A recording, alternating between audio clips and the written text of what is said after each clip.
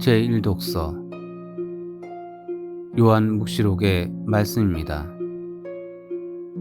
나 요한은 다른 한 천사가 살아계신 하느님의 인장을 가지고 해 돋는 쪽에서 올라오는 것을 보았습니다. 그가 땅과 바다를 해칠 고난을 받은 네 천사에게 큰 소리로 외쳤습니다. 우리가 우리 하느님의 종들의 이마에 인장을 찍을 때까지 땅도 바다도 나무도 해치지 마라. 나는 인장을 받은 이들의 수가 14만 4천 명이라고 들었습니다. 인장을 받은 이들은 이스라엘 자손들의 모든 지파에서 나온 사람들이었습니다. 그 다음에 내가 보니 아무도 수를 셀 수 없을 만큼 큰 무리가 있었습니다. 모든 민족과 종족과 백성과 언어권에서 나온 그들은 희고 긴 겉옷을 입고 손에는 야자나무 가지를 들고서 어자 앞에 또 어린 양 앞에 서 있었습니다. 그들이 큰 소리로 외쳤습니다. 구원은 어자에 앉아 계신 우리 하느님과 어린 양의 것입니다. 그러자 모든 천사가 어자와 언로들과 네 생물 둘레에 서 있다가 어자 앞에 얼굴을 땅에 대고 엎드려 하느님께 경배하며 말하였습니다. 아멘. 우리 하느님께 찬미와 영광과 지혜와 감사와 영예와 권능과 힘이 영원 무궁하기를 빕니다. 아멘. 그때 원로 가운데 하나가 희고 긴 겉옷을 입은 저 사람들은 누구이며 어디에서 왔느냐 하고 나에게 물었습니다. 언론님께서 알고 계시지 않습니까? 하고 내가 대답하였더니 그가 나에게 말하였습니다. 저 사람들은 큰 환난을 겪어낸 사람들이다. 저들은 어린 양의 피로 자기들의 긴 겉옷을 깨끗이 빨아 희게 하였다. 주님의 말씀입니다. 하느님 감사합니다. 제2독서 요한 1서의 말씀입니다. 사랑하는 여러분, 아버지께서 우리에게 얼마나 큰 사랑을 주시어 우리가 하느님의 자녀라 불리게 되었는지 생각해 보십시오. 과연 우리는 그분의 자녀입니다. 세상이 우리를 알지 못하는 까닭은 세상이 그분을 알지 못하였기 때문입니다. 사랑하는 여러분, 이제 우리는 하느님의 자녀입니다. 우리가 어떻게 될지는 아직 드러나지 않았지만 그분께서 나타나시면 우리도 그분처럼 되리라는 것은 알고 있습니다. 그분을 있는 그대로 뵙게 될 것이기 때문입니다. 그분께 이러한 희망을 두는 사람은 모두 그리스도께서 순결하신 것처럼 자신도 순결하게 합니다. 주님의 말씀입니다. 하느님 감사합니다. 복음 마테오가 전한 거룩한 복음입니다. 그때 예수님께서는 군중을 보시고 산으로 오르셨다.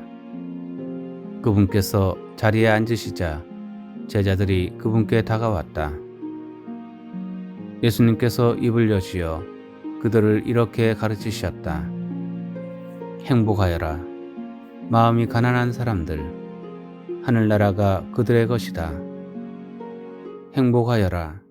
슬퍼하는 사람들, 그들은 위로를 받을 것이다. 행복하여라. 온유한 사람들, 그들은 땅을 차지할 것이다. 행복하여라. 의로움에 줄이고 목마른 사람들, 그들은 흡족해질 것이다. 행복하여라. 자비로운 사람들, 그들은 자비를 입을 것이다. 행복하여라.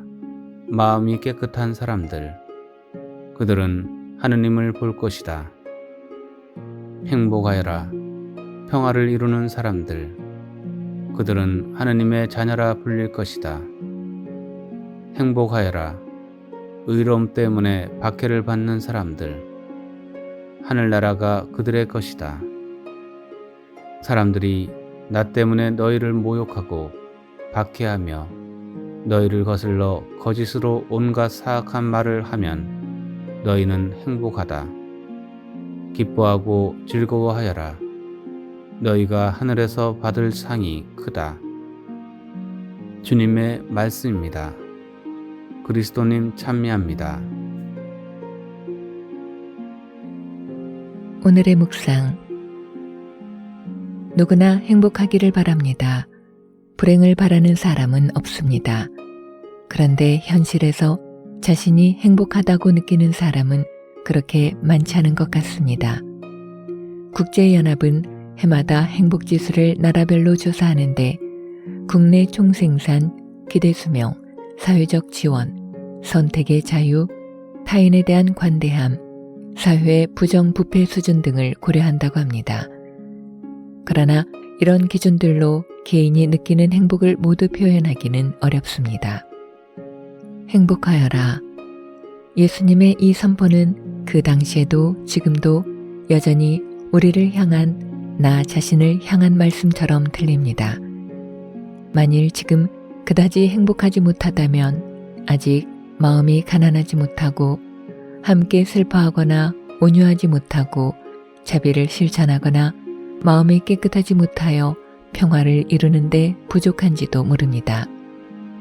또한 행복을 위한 의로움의 추구가 부족하거나 사람들에게 박해를 당할 만큼 주님을 따르는 일에 열성이 없을 수도 있습니다.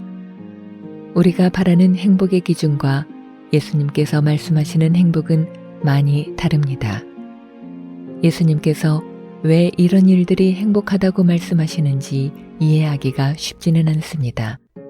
그러나 이는 예수님께서 우리에게 전하신 말씀이고 삶에서 실천해야 할 행복의 모습입니다. 오늘 복음은 행복에 대한 우리의 기준을 바꾸라는 초대처럼 들립니다. 행복 선언은 신앙인에게 주어지는 행복을 위한 새로운 기준일 것입니다. 우리는 오늘 모든 성인을 기억하면서 이 말씀을 듣고 성인들의 삶을 생각하게 됩니다. 성인들은 예수님의 말씀대로 삶을 살아간 이들입니다.